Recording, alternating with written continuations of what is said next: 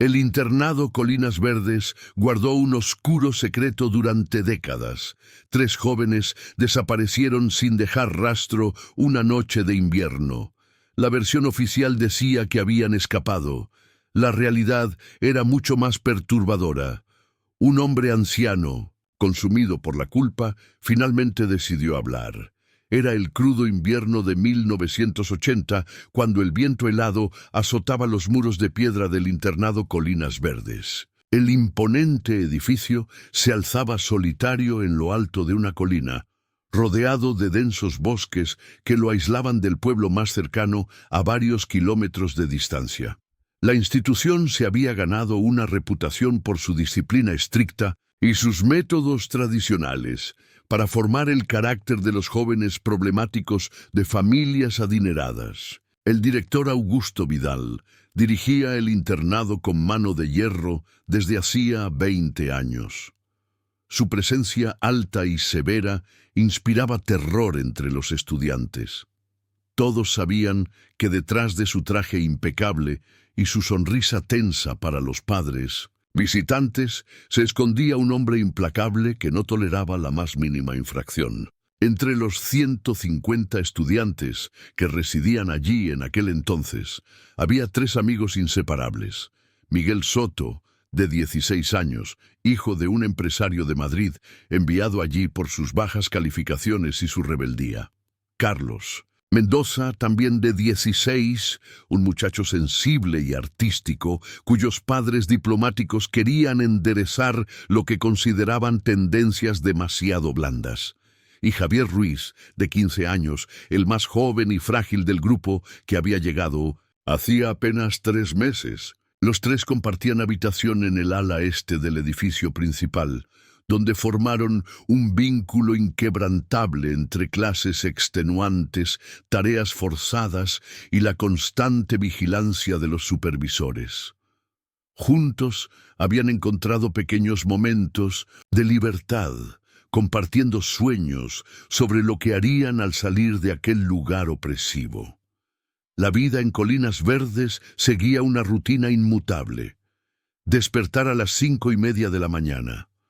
Duchas frías, uniforme impecable, desayuno austero en silencio, clases intensivas, trabajo físico en los terrenos, estudio obligatorio, cena temprana, más estudio, luces apagadas a las 9 de la noche.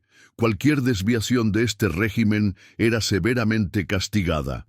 El día 12 de febrero de 1980 comenzó como cualquier otro. Los estudiantes marchaban en fila hacia el comedor para la cena, cuando Carlos tropezó accidentalmente con uno de los prefectos, derramando su bandeja de comida sobre el uniforme del hombre. El prefecto, furioso por la humillación, llevó inmediatamente a Carlos ante el director Vidal. Miguel y Javier intentaron explicar que había sido un accidente. El director escuchó en silencio, su rostro impasible. Luego dictó su sentencia con voz monótona. Los 3 serían enviados a la sala de reflexión hasta nuevo aviso. Los estudiantes veteranos hablaban de aquel lugar en susurros temerosos. Una habitación en el sótano del edificio administrativo, donde los castigos más severos tenían lugar lejos de ojos y oídos indiscretos. Esa misma noche, los 3 amigos fueron escoltados por el prefecto y el conserje Manuel Rojas hacia la temida sala. Sus compañeros los vieron partir después de la cena. Fue la última vez que alguien en el internado los vería. A la mañana siguiente, el director Vidal anunció durante el desayuno que los 3 estudiantes habían huido durante la noche. Dijo que habían aprovechado su tiempo en la sala de reflexión para planear su escape, robando dinero de la oficina administrativa y huyendo a través de los bosques. Los prefectos y algunos empleados realizaron una búsqueda superficial en los alrededores sin encontrar rastro alguno. La policía local fue notificada, pero su investigación fue sorprendentemente breve. El director les mostró una ventana forzada y algunas pertenencias faltantes como prueba del escape. También presentó 3 cartas supuestamente escritas por los chicos, donde expresaban su intención de huir a la ciudad. Los agentes, que mantenían una relación cercana con la prestigiosa institución, aceptaron rápidamente esta versión. Los padres de los 3 jóvenes fueron informados por teléfono. Se les dijo que sus hijos habían demostrado ser incorregibles y habían escapado. El director les aseguró que eventualmente regresarían arrepentidos cuando el dinero robado se agotara. Les recomendó paciencia y discreción para evitar escándalos. Las familias, confundidas y avergonzadas, aceptaron a regañadientes la explicación. Solo la madre de Javier insistió en una investigación más profunda, pero pronto se encontró con puertas cerradas y explicaciones evasivas. Con el paso de las semanas, incluso ella tuvo que resignarse a esperar noticias de su hijo que nunca llegaron. El misterio de los 3 estudiantes que desaparecieron del internado Colinas Verdes quedó como un susurro entre los pasillos, un rumor que los nuevos estudiantes apenas conocían, una historia que se desvaneció con el tiempo. Los años pasaron inexorablemente.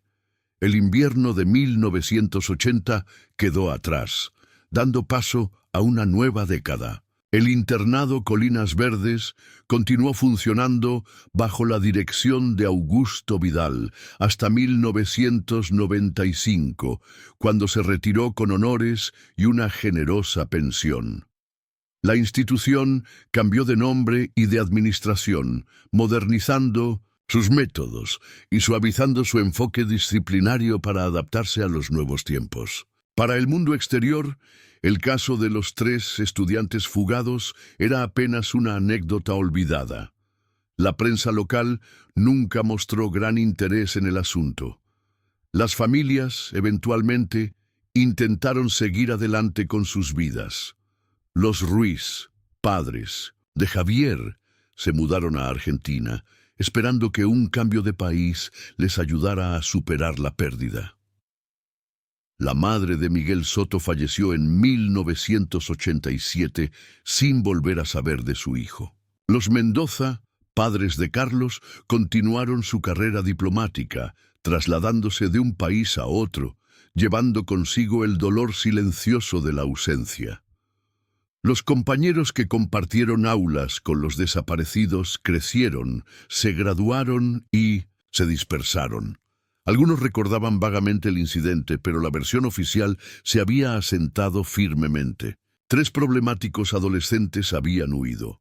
Probablemente estaban viviendo bajo identidades diferentes en algún lugar. Quizás habían tenido problemas con la ley. Tal vez ni siquiera seguían con vida. Eran solo especulaciones ocasionales, que se desvanecían rápidamente. Pero la verdad, oculta bajo capas de mentiras y encubrimiento, era muy diferente. Aquella fatídica noche de febrero, los 3 amigos fueron efectivamente llevados a la sala de reflexión.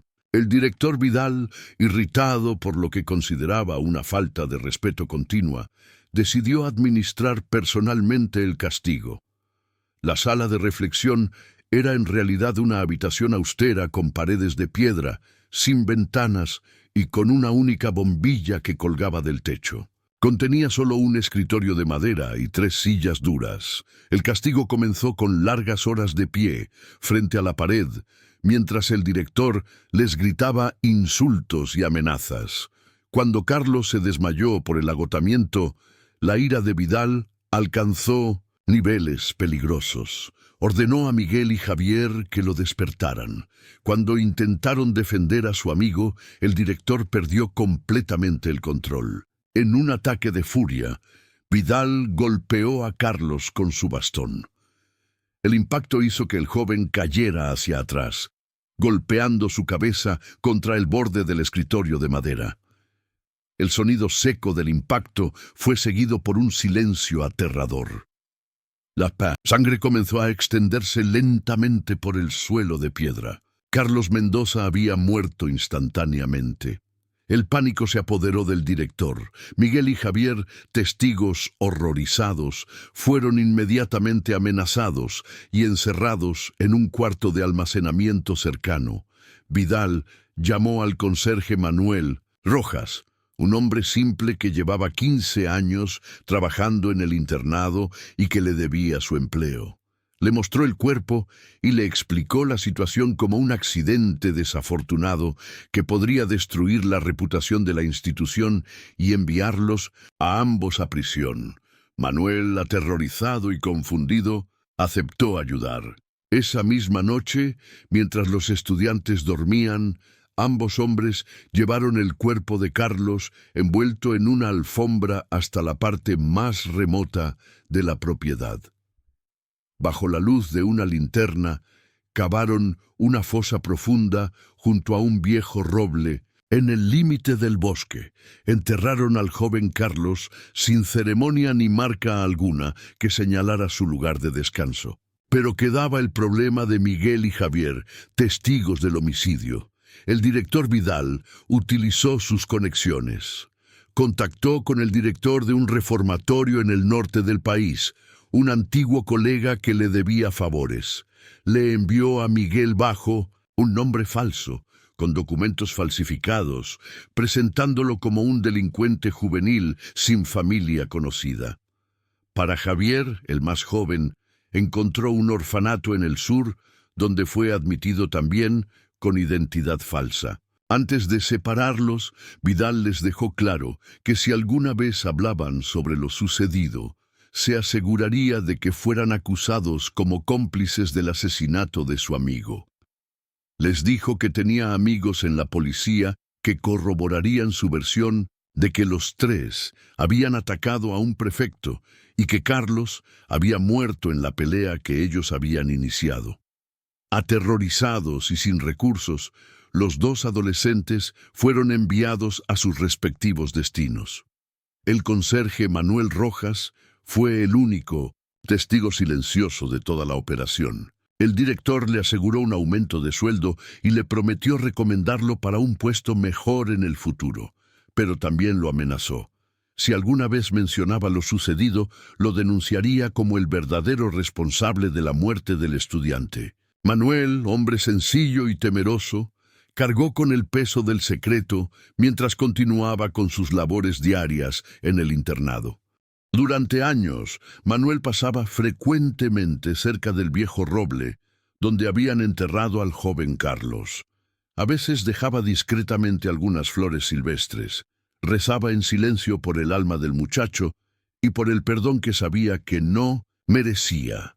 Cada vez que escuchaba el nombre de Miguel o Javier, se preguntaba qué habría sido de ellos, dónde estarían, si habrían logrado superar el trauma de aquella noche. El director Vidal, por su parte, continuó dirigiendo el internado con la misma severidad, pero nunca más administró personalmente los castigos. Se volvió más distante, más cauteloso, rodeándose de subordinados leales que ejecutaban sus órdenes sin cuestionarlas. Cada aniversario de la desaparición se encerraba en su oficina con una botella de coñac, intentando ahogar los recuerdos que lo perseguían. El tiempo pasó. El secreto permaneció enterrado como el cuerpo de Carlos bajo aquel roble solitario. Nadie preguntaba ya por los 3 estudiantes desaparecidos. Nadie sospechaba la verdad. El silencio se había convertido en cómplice perfecto del crimen. 35 años después, en 2015, Manuel Rojas era un anciano de 78 años que vivía solo en un pequeño apartamento en las afueras de Madrid. Su salud se había deteriorado considerablemente en los últimos meses. Los médicos le habían diagnosticado un cáncer terminal, dándole apenas unos meses de vida.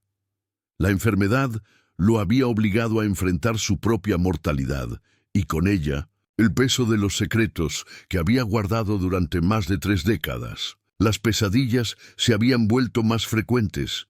Casi todas las noches veía el rostro pálido de Carlos Mendoza, sus ojos abiertos mirando al vacío, la sangre formando un charco oscuro bajo su cabeza.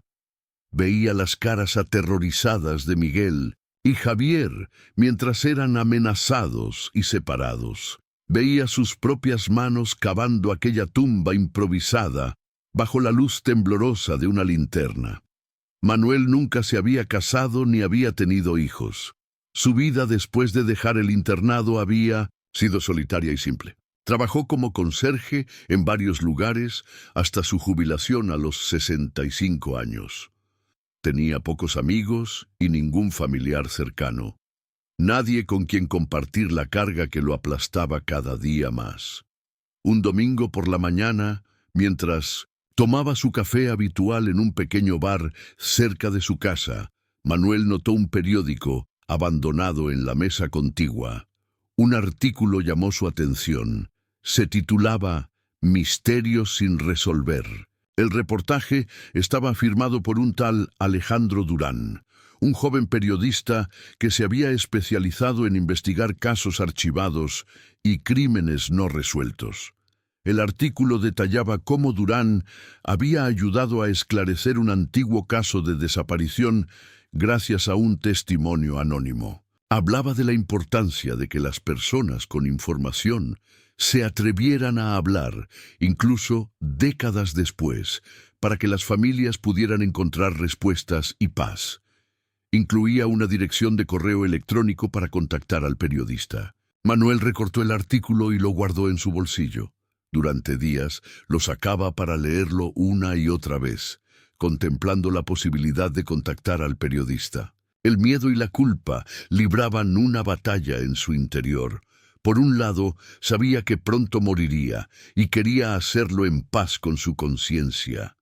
Por otro, el temor a las consecuencias legales y el hábito de 3 décadas de silencio lo paralizaban. Finalmente, una noche particularmente mala, después de despertar gritando el nombre de Carlos, Manuel tomó una decisión. Encendió su viejo ordenador, regalo de un vecino que se había compadecido de su soledad, y escribió un breve mensaje al periodista Alejandro Durán. No reveló detalles, solo mencionó que tenía información sobre 3 estudiantes desaparecidos del internado Colinas Verdes en 1980. Alejandro Durán respondió al día siguiente. El periodista de 32 años había construido su reputación investigando casos fríos que las autoridades habían abandonado. Recordaba vagamente haber oído sobre el caso durante sus investigaciones sobre desapariciones no resueltas. Propuso un encuentro discreto en el apartamento de Manuel. 3 días después, Alejandro se presentó en la modesta vivienda del anciano. Se sorprendió al encontrar a un hombre tan frágil y visiblemente enfermo. Manuel lo recibió con manos temblorosas y ojos hundidos que reflejaban décadas de remordimiento. Le ofreció un café simple y comenzaron a hablar. Al principio, Manuel fue cauteloso. Preguntó qué podría pasarle legalmente si revelaba información sobre un crimen tan antiguo. Alejandro le explicó honestamente que podría enfrentar cargos como cómplice, pero que su edad, su estado de salud y el tiempo transcurrido probablemente serían considerados. También le habló de la posibilidad de un acuerdo con la fiscalía si su testimonio ayudaba a resolver el caso. Manuel reflexionó en silencio durante varios minutos. Luego, con voz quebrada, comenzó a relatar los eventos de aquella noche de febrero de 1980. Le habló del accidente, del pánico, del encubrimiento. Le describió el lugar exacto donde habían enterrado a Carlos. Le contó lo que sabía sobre el destino de Miguel y Javier. Alejandro escuchaba atentamente, grabando la conversación con permiso del anciano y tomando notas detalladas. No interrumpió, permitiendo que Manuel liberara el peso que había cargado durante tantos años. Cuando el relato terminó, el anciano lloraba en silencio, sus hombros encorvados por el peso del remordimiento y el alivio de la confesión. El periodista prometió investigar el caso a fondo antes de publicar nada. Necesitaba verificar los detalles, buscar documentos, localizar a las familias de las víctimas si era posible. Manuel asintió, entregándole un viejo sobre Manila que contenía la única prueba física que había conservado. Una fotografía descolorida de los tres estudiantes que había tomado secretamente durante un día de trabajo en los jardines del internado, semanas antes de la tragedia. Alejandro se despidió del anciano con la promesa de mantenerlo informado. Manuel, por primera vez en décadas, sintió que podría encontrar algo de paz antes de morir. La verdad, tanto tiempo enterrada, estaba finalmente emergiendo a la superficie. 2. Semanas después de su primer encuentro con Manuel Rojas, Alejandro Durán había verificado meticulosamente cada detalle de la confesión del anciano. Consultó archivos municipales y encontró registros del internado Colinas Verdes. Localizó antiguos informes policiales sobre la desaparición de los 3 estudiantes. Buscó registros de defunción de Carlos Mendoza, confirmando que oficialmente seguía desaparecido. El periodista también investigó al director Augusto Vidal, descubriendo que había fallecido en 2008 de un ataque cardíaco. Había vivido sus últimos años en una lujosa residencia en la costa, aparentemente respetado y sin que nadie cuestionara su pasado. La parte más difícil fue localizar a las familias. Después de intensas búsquedas, Alejandro encontró que la madre de Miguel Soto había fallecido hacía años, pero su padre, Antonio Soto, de 81 años, vivía en una residencia para ancianos en Valencia. La familia Mendoza había regresado a España tras años en el extranjero. El padre de Carlos había muerto, pero su madre, Elena, de 79 años, residía en Barcelona con su hija menor. Los padres de Javier Ruiz vivían en Buenos Aires, Argentina, donde habían formado una nueva vida, aunque nunca habían dejado de buscar información sobre su hijo. Armado con suficiente evidencia para respaldar la confesión de Manuel, Alejandro decidió que era momento de involucrar a las autoridades. Contactó con un inspector de la Policía Nacional con quien había colaborado anteriormente en casos antiguos. Le presentó toda la información, incluyendo la grabación de la confesión de Manuel y la ubicación probable de los restos de Carlos Mendoza. Las autoridades tomaron el caso con seriedad.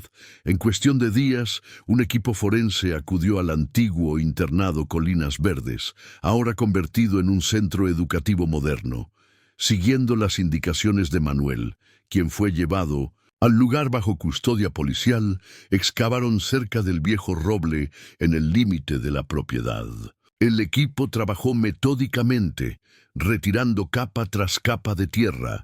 A casi 2 metros de profundidad, encontraron restos humanos junto con fragmentos de tela que correspondían al uniforme del internado. Los restos fueron trasladados al Instituto Forense para su identificación mediante pruebas de ADN, comparándolos con muestras proporcionadas por Elena Mendoza. Mientras tanto, Alejandro continuó su investigación sobre el paradero de Miguel y Javier. Rastreó los contactos del fallecido director Vidal y encontró pistas sobre el reformatorio donde Miguel había sido enviado.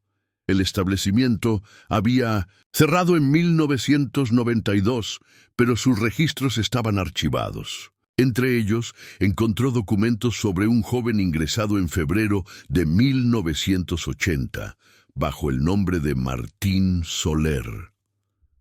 La fotografía coincidía con Miguel Soto. Los registros indicaban que Martín había permanecido allí hasta cumplir los 18 años, cuando fue liberado sin familia ni recursos conocidos. El rastro se perdía después de su salida del reformatorio. Para Javier Ruiz, la búsqueda fue igualmente compleja.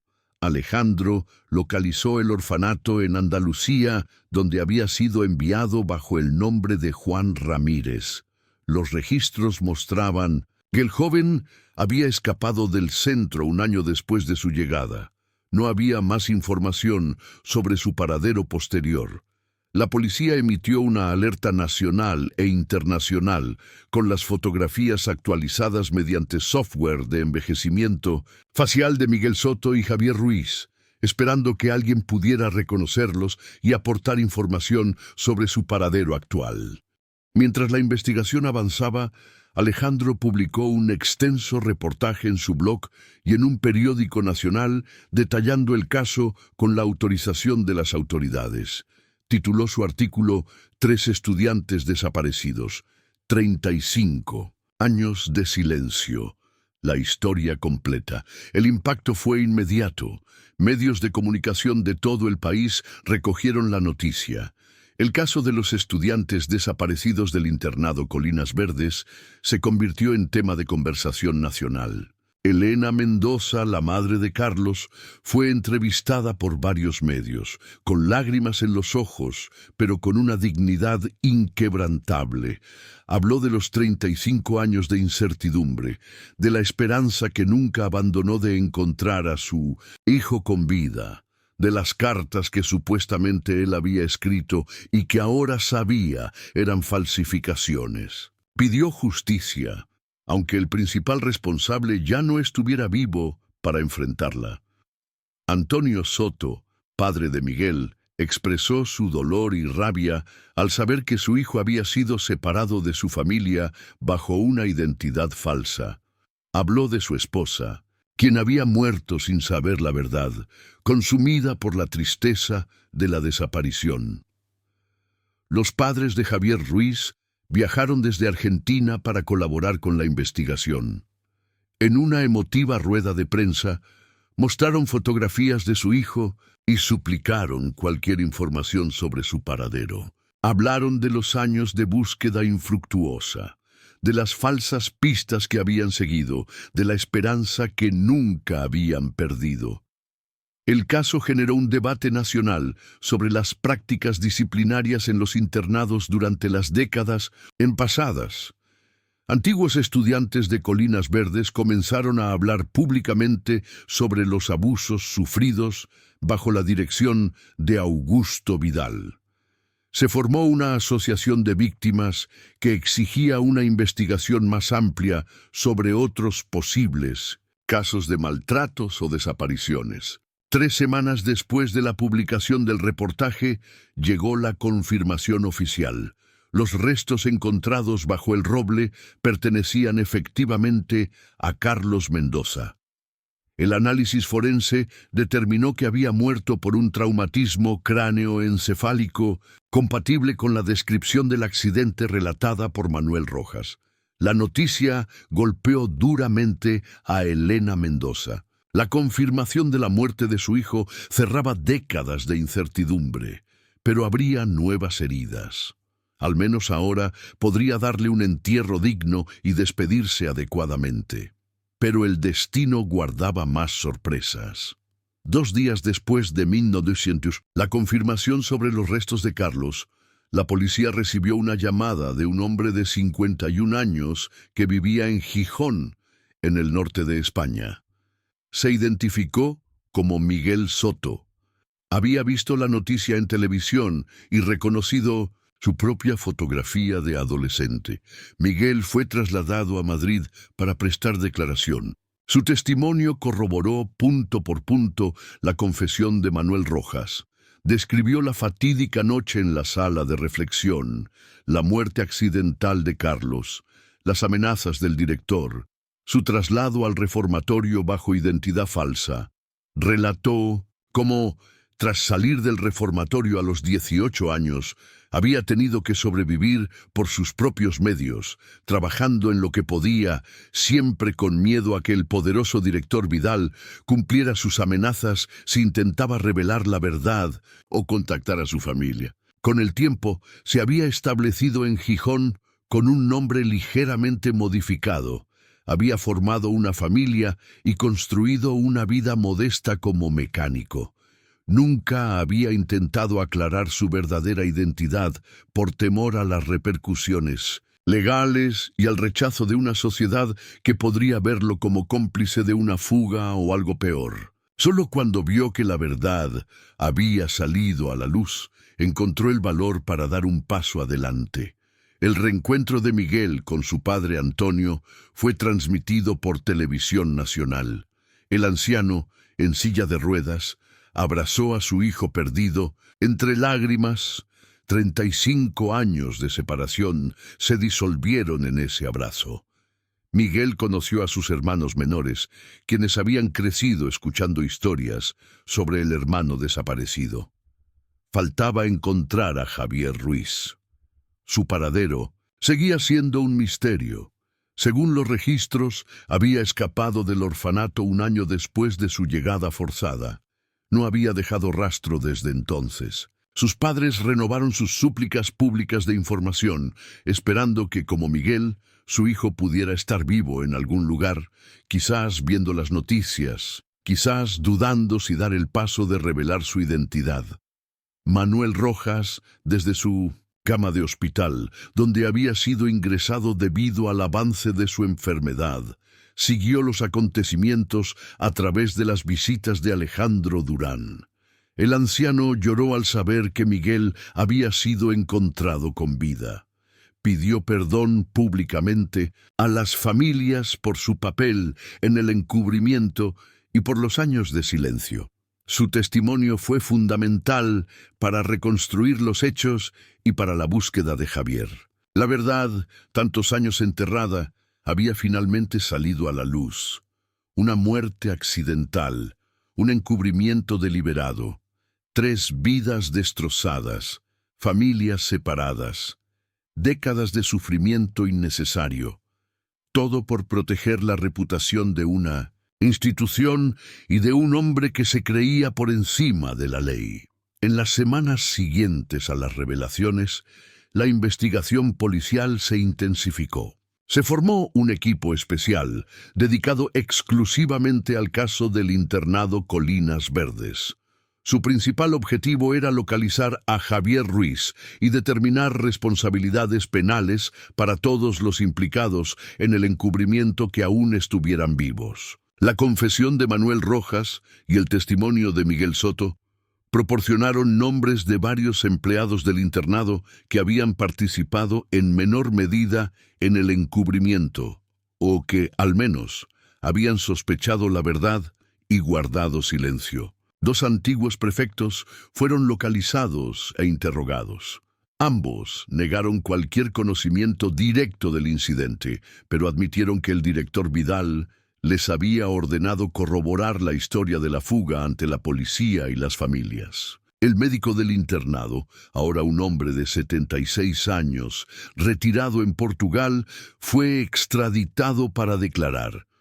Confesó que nunca había examinado a los 3 estudiantes como afirmaba el informe oficial. Simplemente había firmado los documentos que el director le presentó, intimidado por su autoridad y por las posibles consecuencias profesionales de negarse. La Fiscalía presentó cargos formales contra Manuel Rojas por complicidad en homicidio imprudente y encubrimiento. Sin embargo, teniendo en cuenta su avanzada edad, su estado terminal de salud, su cooperación fundamental para resolver el caso y el tiempo transcurrido, se le permitió permanecer en el hospital bajo custodia policial en lugar de ser trasladado a prisión. El caso generó un intenso debate público sobre la prescripción de los delitos graves. Aunque técnicamente algunos de los cargos podrían haber prescrito, la naturaleza continua del encubrimiento y la ocultación de identidades permitió que la investigación y los procesos judiciales continuaran. La búsqueda de Javier Ruiz se extendió internacionalmente.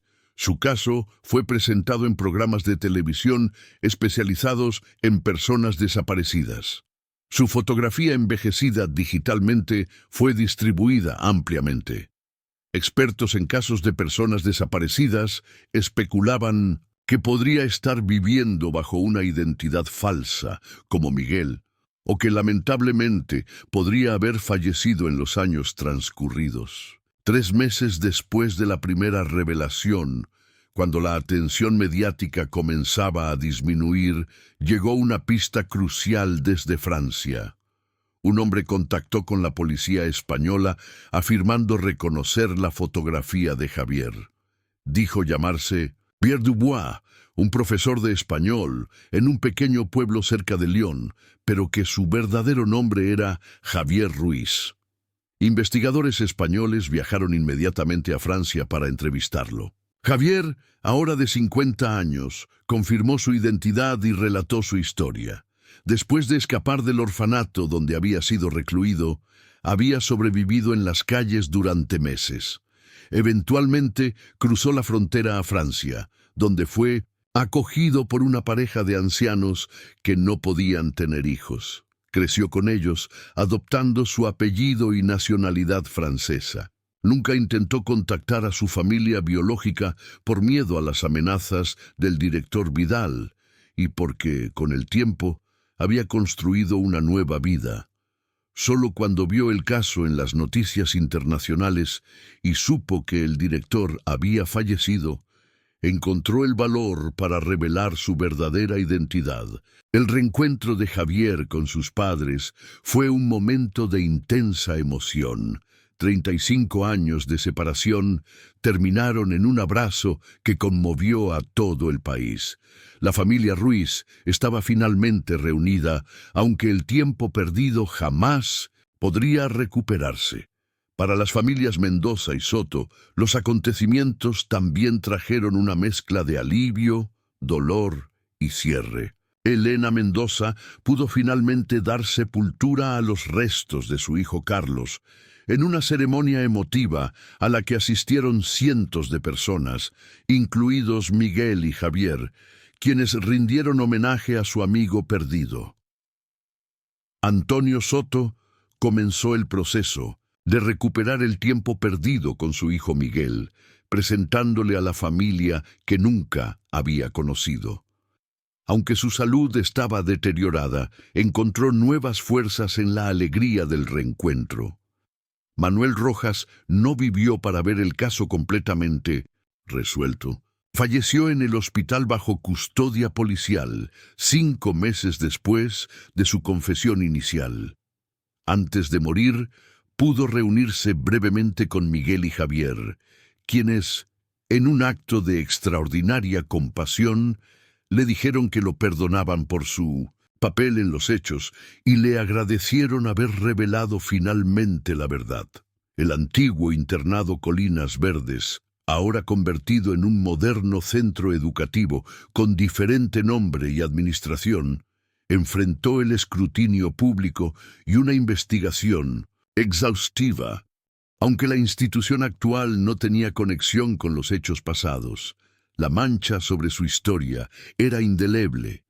Colocaron una placa conmemorativa en honor a Carlos Mendoza y establecieron una beca anual en su nombre.